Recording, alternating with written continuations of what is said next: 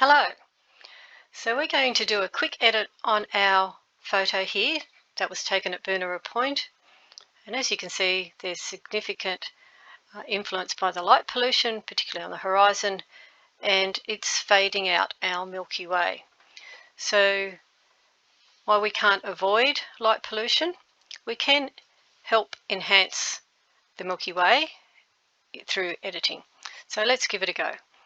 So here we can see we've exposed to the right, where in this case we've basically taken up the whole axis of the histogram, but the curve is pushed as far as it can be to the right without actually going up this right-hand axis.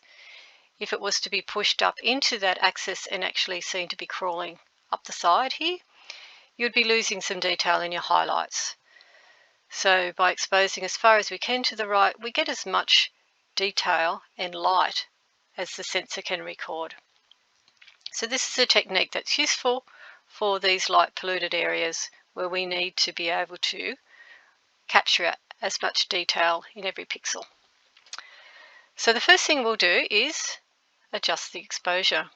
So by changing this exposure slider down, we're going to take it down to about a third of the way from the left, or just left to the middle of the histogram, and we can see it's darkened our exposure significantly.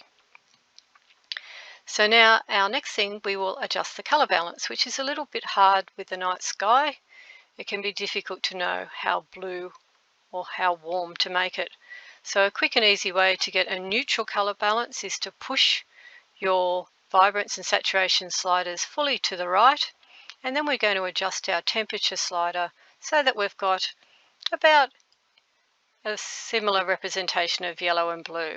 We can then return the vibrance and saturation back to neutral by just double clicking on the words. So this gives us a neutral colour balance, which at the moment appears to us as grey, and we'll readjust this later on as we do our edit. The next thing is that I'm going to push up the contrast, and I'm also going to adjust the tone curve by giving us a fairly steep S-curve.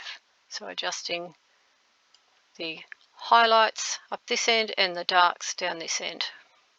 And we can see now we've made quite a difference. We can see more detail in the sky, but we've really got a lot of light pollution here on the left. So we can tone that down a little bit if it's looking a bit too over the top. But this will depend on your actual image. Now the next thing we want to do is to bring out some of the detail in the sky, and that's best done through masking the individual areas. So we can make this a little bit easier by cutting down some of the areas that are really bright. And you don't need to do this if you're confident with adjusting those, but as a first step, let's just cut out the parts of the photo that are going to be more difficult to edit until you're up to it. Now the reason I've cut this in from the right is that we see some distortion here from my very wide angle lens, and it's also happening the same with the reflection on the water here on the left. So we can fix that in Photoshop, but if we're not up to that yet, we're just going to crop them out. I'm checking that the horizon is straight, and so I can then close off the crop tool. So let's go into a mask, and we're going to select a radial mask. I'm going to pull that across the sky. So we're going to make this quite large so it extends the full size of the sky, and to make sure that we have quite a large feather. And what that means here, we can adjust the feather, is that that central circle is where the main effect is going to be applied, and then it gradually fades out to the rest of the photo.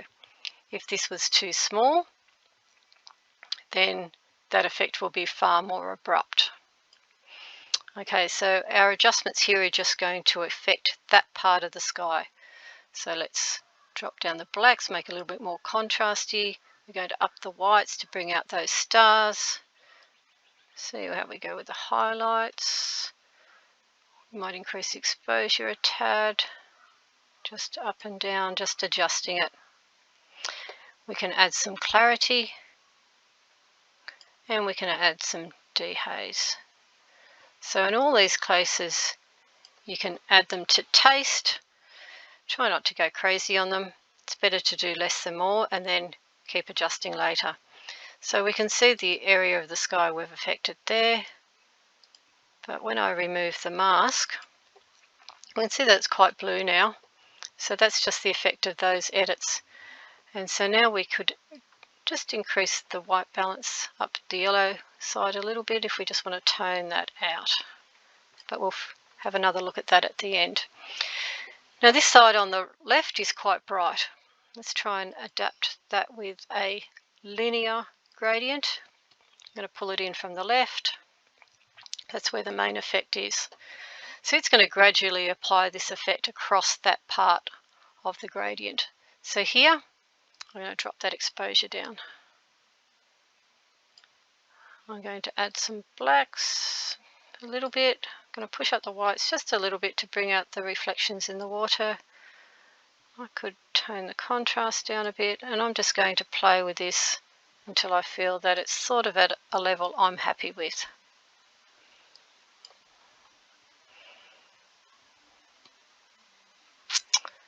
Okay, so if I turn that off, you can see here we've got quite a dark effect here. So let's just go back into that gradient, and we're going to just add a little bit of blue just to tone it into the sky. I'm just sliding that blue slider down, just making it match from here to here in the sky. Okay. Alright, now when we look back at this, now we've made an improvement. We still have quite a bright area here, and this is quite blue over here, so we might need to come back and adjust that all at the end. Let's add another radial filter just over the bright part here. And I'm just going to tone that down a little bit more. You can see we're getting a little bit more detail in it. I'm going to just match the colour balance so it all matches in together, and we might then tone the whole thing down. Okay, we can move this around a little bit to see how it sort of suits our taste. And it's a bit of trial and error to see what suits us. Okay. So here we have the Milky Way over Boonerah Point. It's a little bit dark over here. We can still do some more adjustments there. You can keep playing with it. You can add another gradient filter over here and just increasing the whites just to bring out the jetty there. We could up the shadows a little bit. And you can see that all makes a nice difference.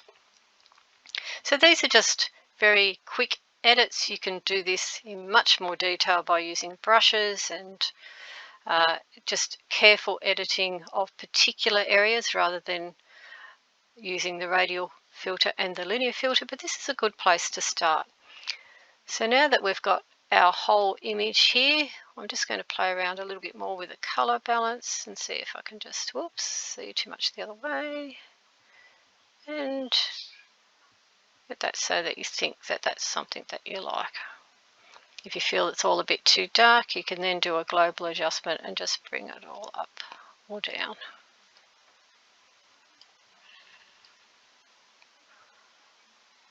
Okay.